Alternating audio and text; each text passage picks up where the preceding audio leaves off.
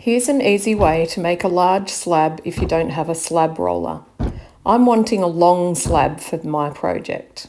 With your large piece of clay, you want to slap the clay down on the table at an angle so that the slab has room to move and stretch out with each go.